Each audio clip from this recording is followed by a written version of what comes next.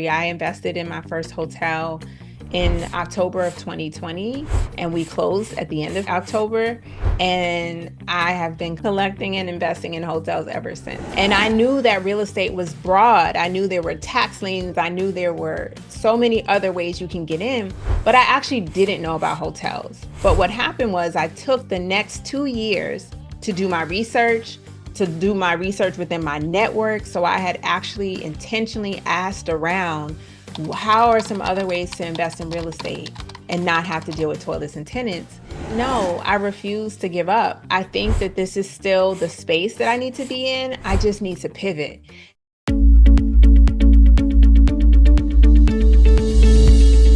Hey guys, this is Sharad with REsimpli, host of the REsimpli podcast, bringing you a super special guest, Acquania Escarne. Acquania, welcome to the REsimpli podcast. Thank you so much for being a guest. How are you doing today?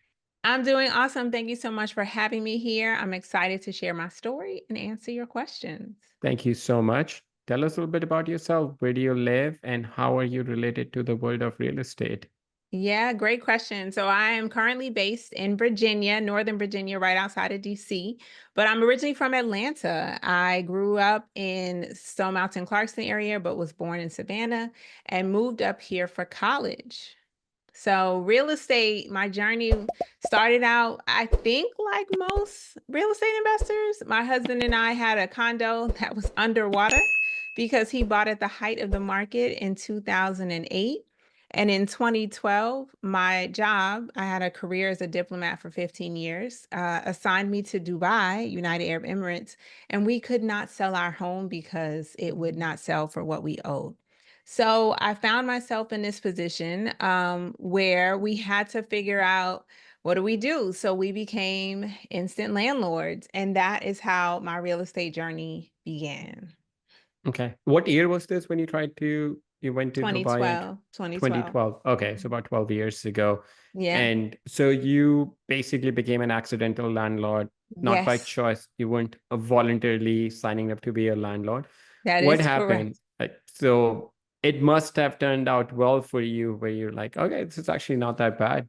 Yeah, so it did turn out really well, and I'll tell you a little bit more. So we spent 3 years in Dubai from 2012 to 2015. We had a consistent tenant who paid the mortgage basically on our behalf, but we all also were diligently saving what we would have spent on housing. So we came back in 2015 armed with a lot of money. We had savings from not having to pay our own mortgage. We also had life insurance with cash value. I'm a life insurance producer in addition to a real estate investor. So I do a lot in that space. And we had policies that we had been building up through the last couple of years as well. So we leveraged 40K in life insurance cash value to invest in 3 properties in 2016 because we wanted to buy our dream home, get my mother out of an apartment and into permanent housing for retirement purposes, but starting out prior to her retirement date. And we also wanted to get a rental somewhere else because we kept that property for 3 years and we still own that property. We basically were like, let's just keep the tenant situation going because also in Dubai, I had another child. So we were no longer the family that could fit that home comfortably, right? So in 2016, we bought 3 properties in 8 months. And it was a really fast experience, but it was one that kind of got me super excited about rentals. And so that's what we did. So we still live in said dream home. Mom-in-law still lives in her condo.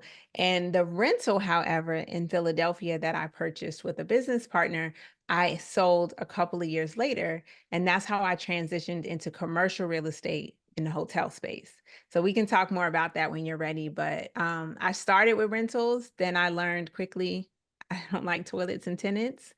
And then I went to commercial. Awesome.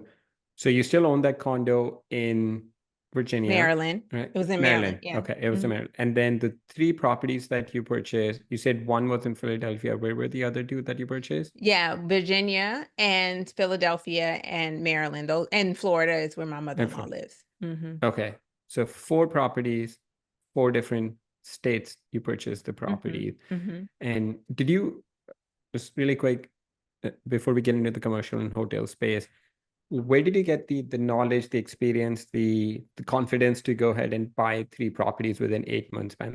Yeah. That's a lot of Yeah. properties, for someone who's So, not full-time yeah. investor. So actually, I feel like it's in my genes. My grandfather, Felix Watson, was a big real estate investor in New York City. My family's actually originally from Panama, but he came here at a young age and then sent for his kids, and then they had kids. So my dad's from born in Panama but raised in New York, and he used to go with his grandfather to get rent at the different brownstones in New York and different places. And Felix Watson was just phenomenal in the sense like he was a serial entrepreneur because he also was a principal, he also worked for the post office, and then he had real estate. But my dad saw from him what it meant to be an integral part of a community and collecting rent, but also helping people too. So he was also someone who, if you were in hard times, he'd give you money, he'd give you food, and he'd help you out. So my dad grew up with the desire to own a lot of real estate because he was like, that seems like not easy, but something I should be doing, right? Because money used to come in the mail for rent. He used to collect it in person, et cetera, et cetera. So my dad actually, before 2008, acquired quite a bit of properties in Georgia, like over 10 properties in Georgia, and was talking me through that process when he was doing it. So I had already had a inkling of like, hey, in real estate, you can get passive income, you can have properties, you can build wealth. And my dad was very successful, but unfortunately in 2008, when some of his properties were underwater and his tenants stopped paying, it was a little bit challenging for him to keep up. So he lost some of them.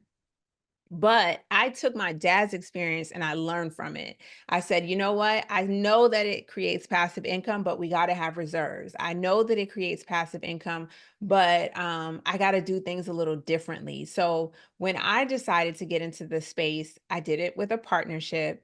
I wrote out my terms with a contract and things like that to make sure we were bringing equal sweat equity to the table. But then I also quickly learned when I realized I didn't like being a landlord that, hey, I can still be in real estate, but maybe I need to do it differently. So my dad really helped me a lot in that process of going from a single condo owner slash landlord to multiple units. But it was definitely him who inspired me. That's awesome. I love that story. And it's so amazing to grow up in that sort of an environment. I hope I can do that for my kids, what your dad did for Absolutely. you. Yeah. Yeah. So you own 4 properties after you came back from Dubai. Then you said you got into commercial space and hotel. What kind of led you to in a different direction? Because those are like even, still real estate investing, but Mhm. totally different verticals. Exactly. Yeah, so I got into the residential real estate space with the passion to provide affordable, safe housing. And I had a business plan where I was going to buy a property a year and I was going to move in tenants who wanted to buy the homes from me, right?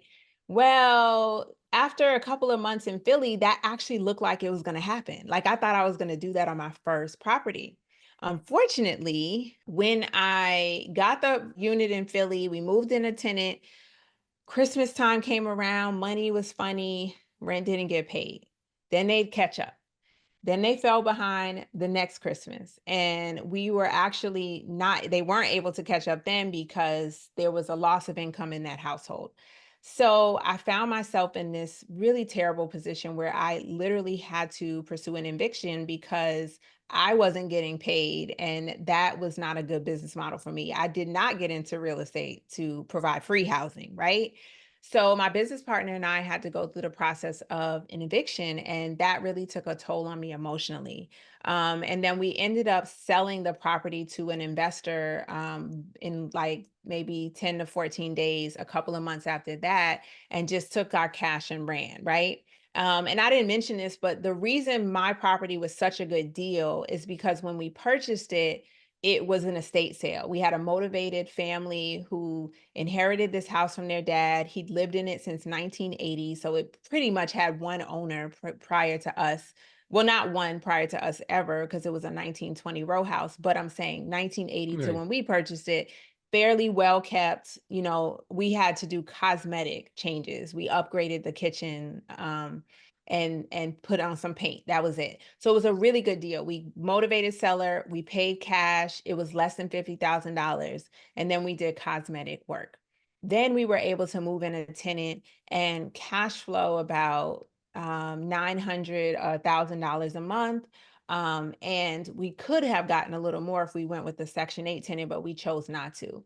But an eviction really took a toll on us. So we decided, hey, this is not it. Let's get out of this and then reevaluate. And I know most people would have gone through that eviction experience and probably walked away wanting to quit real estate, right? Because it's so much headache. And I was driving to Philly to do little things in between time when we were without a tenant and without a property manager. And I just said, no, I refuse to give up. I think that this is still the space that I need to be in. I just need to pivot.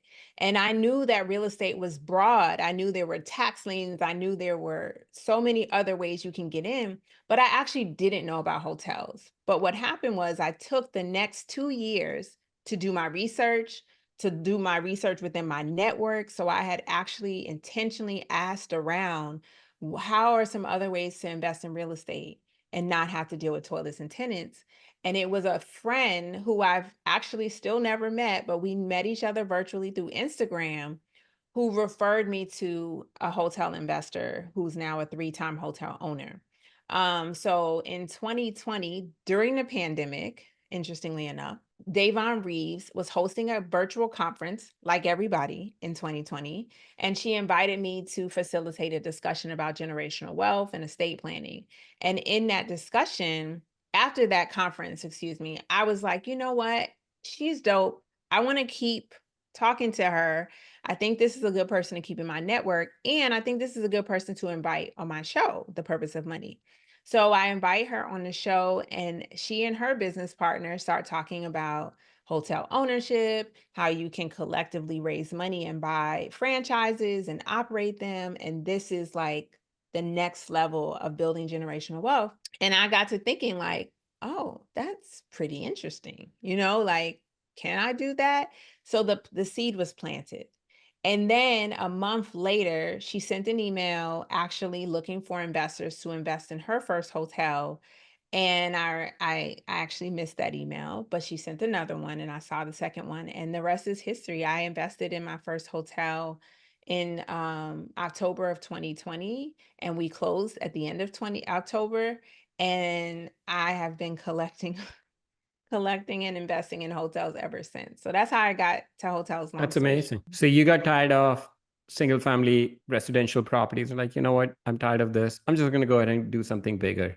So invest in Mhm. hotel. So are you passively investing in So hotels? I was, but now I am a general partner and actively Got it. running my own hotel. But for a That's couple of amazing. years, that's what I did. Walk me through, how is a hotel investment different from a typical residential investment, like in terms of numbers, due diligence, acquisition, all that good stuff? Hmm. So it depends on how you do it, because you can actually, there's multiple ways to purchase hotels. You can purchase them directly, right? I go up to you and I say, hey, your hotel's for sale. Can I buy it? And you say yes.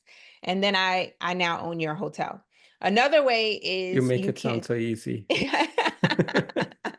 If you have the capital, it can be, Yeah. but that's not Yeah, how no, I it's get. normally Yeah, done, I right? know. I was just kidding. But then you can also, there's websites, there's auctions. You can bid on a hotel, and when you do bid on a hotel in the auction, it's really interesting because technically you're bidding on something and you don't really know much about it. But on the back end, you do get to look at the books and figure out, is it a good operating business? Because when you purchase hotels, you are purchasing the land, you are purchasing the active hotel business, right? And those are two things that you can resell or evaluate, right? And that active business involves hotel services, hotel rooms, food sometimes, and other amenities that leads to the profitable cash flow that we look for. So essentially, you have those options: directly buy it from another owner, get it from an auction or a website. And then the other option is partnering. So when you partner, you're basically someone like me who found the hotel for sale, is very eager to buy it, but I may not have the 7 million or the 10 million that I need to purchase it, right? So what I do is I will go to a bank and I will ask for financing, but then I will also tell the bank, I'll come to the table with 20% down if you give me, 60 days to do my due diligence and make sure, again, this is a well-functioning business and this is a hotel I actually want to buy. And when you're looking for a hotel, you're looking for opportunities that have room for growth. Like you renovate and then you can raise the rates and there'll be a better operating hotel, or this is one that's already operating really well and you're willing to pay premium price for it because of its annual cash flow or whatever it may be. But I like to go for the middle revenue one. So suites, comfort inns, holiday inns, well, we just got holiday inn, but Hilton Home 2 Suites, larger middle America hotels. That's what I call them. We call them limited service because they provide you a bed and sometimes some snacks and maybe breakfast, but they are not five-star luxury, right? And this is where the money is because there's consistent cash flow. Middle America will vacation in these types of hotels because they're bigger for their family sizes. And they're great if they're off the highway, great for road trippers. So you look for those types of deals, and then you look for where you can add value. So a lot of, except for my first property, actually, it was already fairly newly renovated, so it didn't require upgrades, but it was a COVID flash sale. That's what I call it. Because in COVID, nobody was traveling. And this hotel, the previous owner had 8 properties. He was hemorrhaging on 8 mortgages, right? So we conveniently took over the mortgage and then we're able to come in at a significantly lower price because we did that and then still get all the equity. So we like came into equity as soon as we closed. But we also then later rebounded after COVID. So we saw it as an opportunity when other people were running from hotels because no one was traveling. We were running to hotels because they were on sale. So that's a long answer, but that's essentially how we found that opportunity. And how I found my most recent one was again partnering with people who were already looking, found a great deal, and then decided, hey, let's work with you to raise capital, that Right. 20%, to purchase it. And then what we also do is look for limited partners. So I'm a general partner. I'm the one on the loan. I'm taking all the responsibility. I'm running my credit. I'm paying a lot of the upfront costs to make sure this is a good deal to the lawyers and everything else in between, the earnest money, everything. But limited partners are passive investors who get to bring capital to the table in exchange for equity. And when you're a limited partner, you have limited liability. Your name is not on the loan. You can't be sued if something happens, but you get to benefit from the profit, right? Because in exchange for your initial capital contribution, I give you a portion of the cash flow every month, every quarter, and then at the time of sale. So you can get into hotels in either direction. You can get in as a limited partner, like I did for several years, and then you can also get in as a general partner when you're ready to take on the responsibility of hotel ownership. That's great.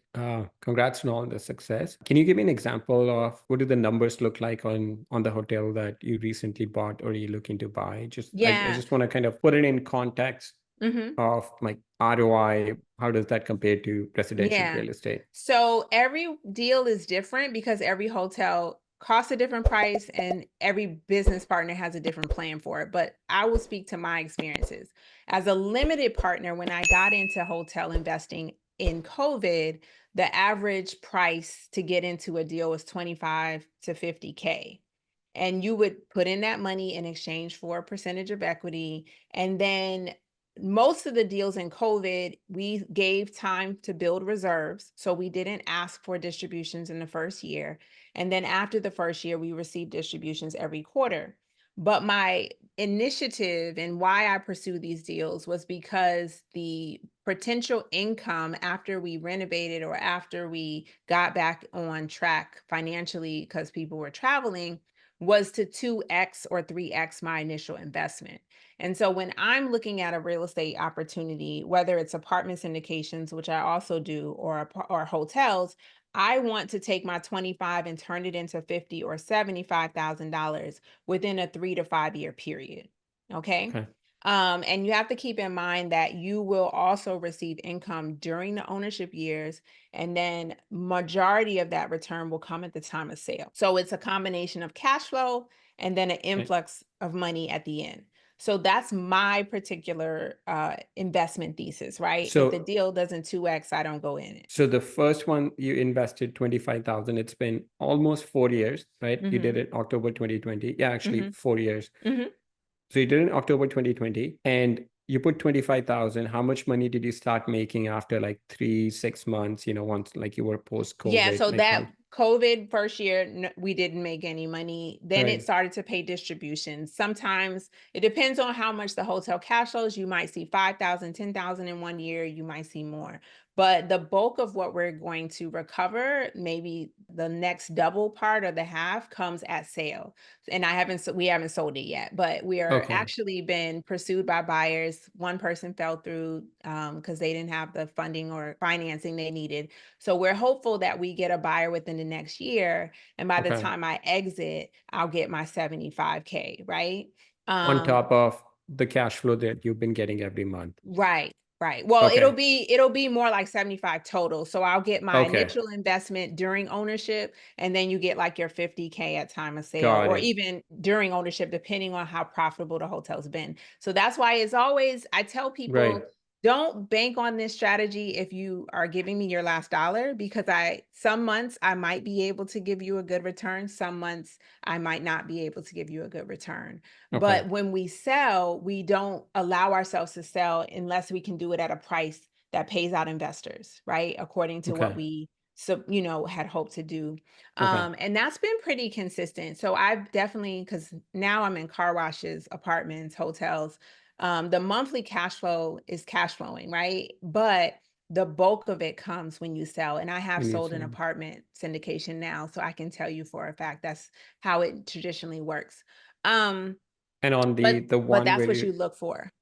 and on the one that you're a general partner on, what do the numbers look like just for the So whole deal? right, for the whole deal, Like so we as if you were buying it for Mhm. cash just for Yeah. yourself, what would the Yeah. numbers look like? So that's a good question. So the property itself, we were purchasing it at a really, really good opportunity. About 9 million or so. Then we turned around and we had renovations that we needed to do, about 1.5 million in renovations. It ended up coming out to be like $11 million deal. But we raised 20%. Well, we raised more than the 20%, so we could put down a 20% down payment. Then we also raised enough to have startup capital, so the business had money to get going. And then we did secure financing for that. So we did a 80/20 financing. Which is really, really good during this economy because the interest rates are high and banks are hesitant to give out such large loans. So we were very fortunate to be able to get the financing we needed to make the deal make sense. But what we just closed in July of 2024, so we're not obviously returning the full investment to investors just yet, but we are in a good position because we had a couple of ways that we intended to give investors their money back. The first way is to renovate, no, not to fully renovate, but to do some soft upgrades, so that we can raise the rates. But the other thing we were able to do was a conversion. So most people purchase a hotel, keep it in the name they purchase it, and then they, book that room or book that hotel out based on the brand that they franchise with. In our case, we had a great opportunity to change the brand. And when you change the brand, you have this opportunity we call key money. So, key money is money that's given to you by a hotel brand specifically to encourage you or incentivize you to go to their brand. But they give you that money, sometimes in phases, sometimes after you've officially opened, or you fulfilled some certain obligation. So, we were fortunate in that we purchased the Holiday Inn, which is an IHG brand, but the renovations to keep it at an IHG property would have been more than $2 million. And we just didn't really think that was the best value for our money. So we pitched it to multiple brands: Hilton, Wyndham, Marriott, and they all wanted it. But we ended up going with Wyndham because they gave us almost $1 million to in key money, which that is allowed to go back into the hotel business, that is allowed to go back to investors, that is allowed to upgrade the property. You can do so much with that money, but you also get additional support. We are in what we call the BOLD program. So that's a program specifically for minorities who are interested in getting into the hotel ownership space and then developing hotels or running existing ones. So now we also get a year of support with sales. We get a year of support with making sure that the brand is profitable.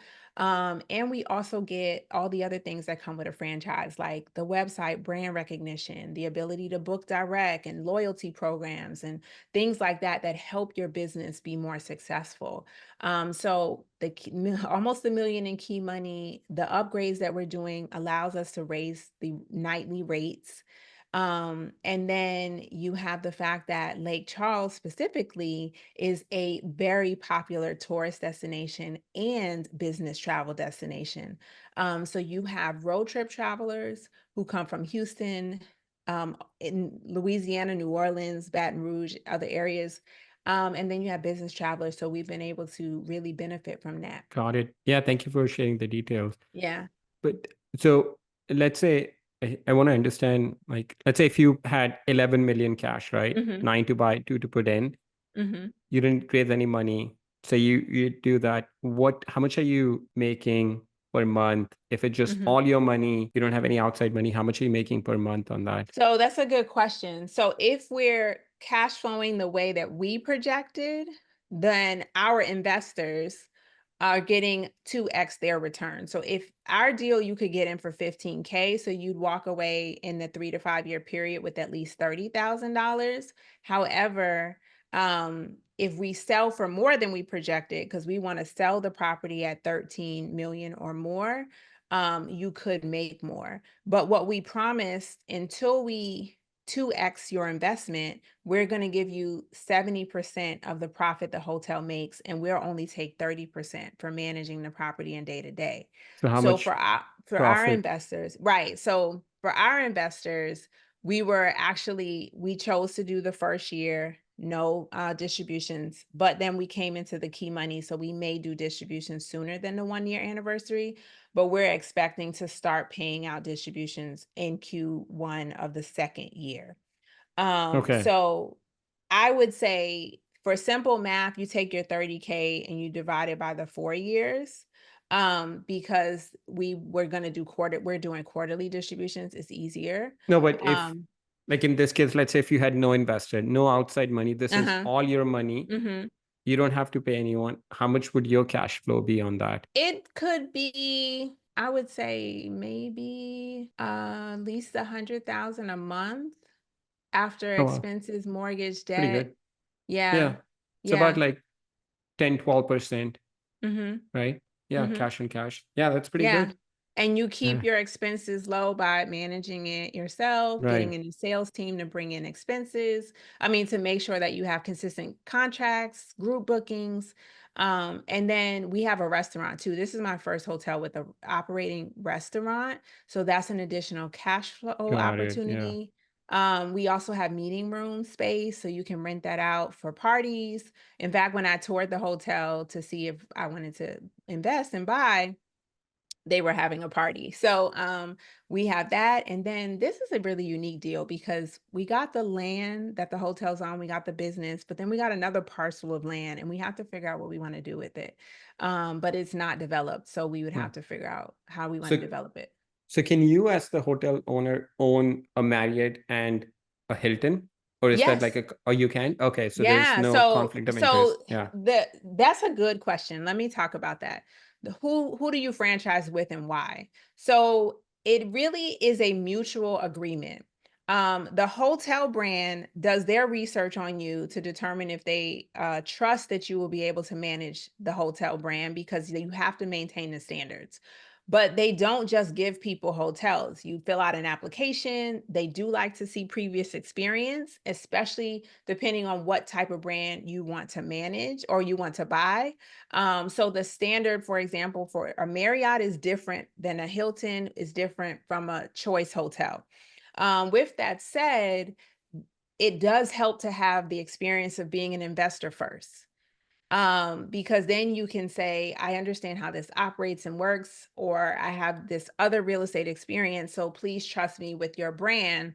I think I can do it. But there are some franchises that will require that you start at the less luxury brand first before you can, Right. Got it. manage a Westin. You got to see, can you manage a Four Points or Seasons? Got it. Okay. So you have levels, but you have to apply and they have the right to decline. And that's even for any buyer. Like the person who sold us the Holiday Inn, if we had decided to keep it a Holiday Inn would have had to approve us as the Okay. So just next it's just owners. like any franchise, Yeah, it's right? just like any Okay. franchise. You pay an application fee or a franchise fee, they approve you or decline, and then you go from there.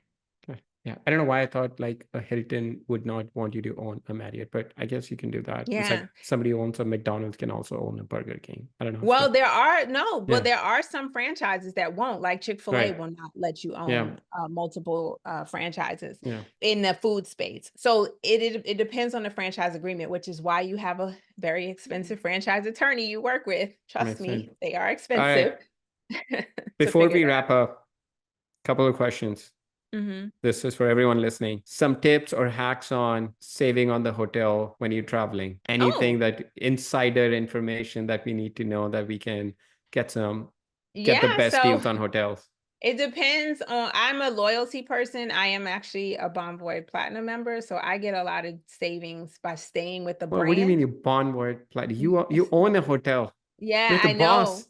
You're the But I boss. get it depends on the where I'm going. I do like ranking. So I have a few discounts I qualify for. So I get qualified for Hilton discounts, I qualify for Wyndham discounts and Marriott. So I think the best thing to do is if you can plan early, take advantage of sales, try to use friends and family discounts if you are friends with the hotel owner, because sometimes they can extend friends and family discounts to you. But as an investor, in some cases, you also get hotel discounts. So that's actually when I started to see the biggest return is because in one brand, I get like a 50% off discount.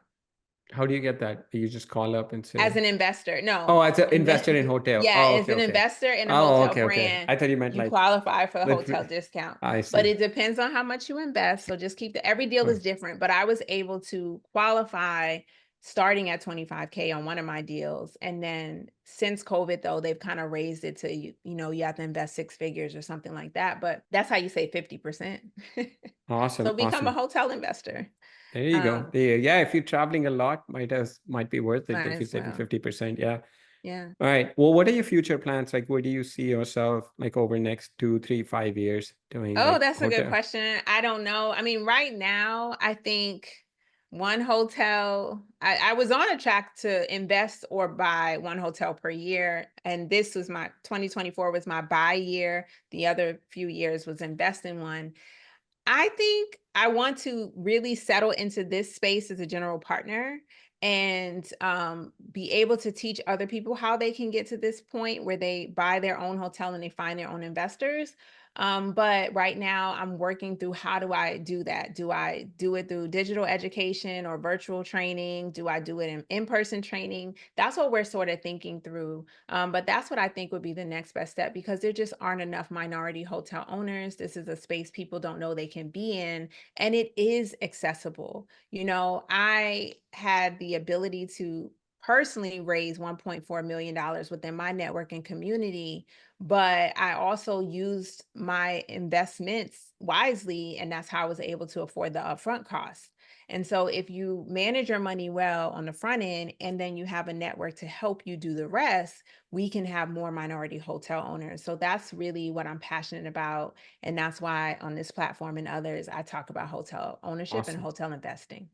I love that. Thank you for sharing your story. Mhm. Final three questions for you before we wrap up. Other than buying hotels, what do you do for fun? Travel. I travel a lot. I've been to over 40 countries before 40. And I plan to hit even more in 2025. And most recently, it's been fun to navigate running full-time business and traveling and having a team to help me do that so that I can enjoy my vacations. So it What's 15 years as a diplomat. Now I just travel for fun versus I work. love that. What's the most memorable country you visited?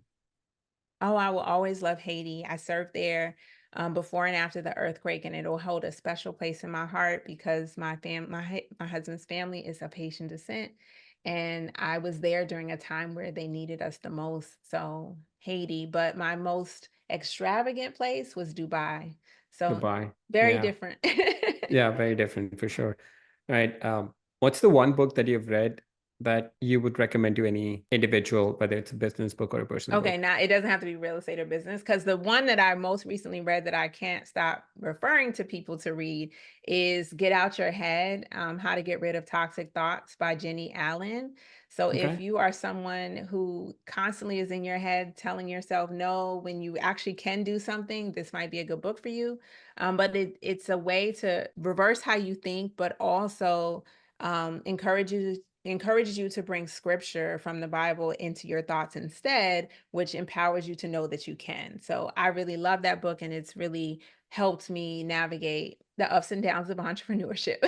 Perfect. Awesome. Thank you. Final question. If you could spend a day with anyone dead or alive, who would you want to spend the day with and why? Um, that's a tough one, but I'm gonna go with my grandma Norma. I love her dearly. She was a great influence on my dad, myself, and my family. And I feel like she just left us too soon due to health issues. And I would love for her to see the success that we've had and the legacy we've been able to create since her father, Felix Watson, passed and she passed. And we are still here going above and beyond what any of our ancestors imagined. So I would love another day with Norma Albert. That's Yeah. my Thank you grandmother. so much. I'm sure she'll be super proud of everything you've done. Yeah. Thank All you. right. Aquinia, this has been absolutely incredible. Anyone listening to this want to connect with you, learn more about your journey or how you can add value to them? What's the best way for them to do that? I'm an Instagram girl, so check me out on Instagram at the purpose of money. Don't forget the purpose of money. That's the best way to find me. And you can check out my website, thepurposeofmoney.com, and set up a free call if you want to just chat more. Perfect. We'll put links to all of that in the show notes. Aquinia, Thank thank you. you so much for coming on the call. This was absolutely a pleasure. Thank you. Awesome.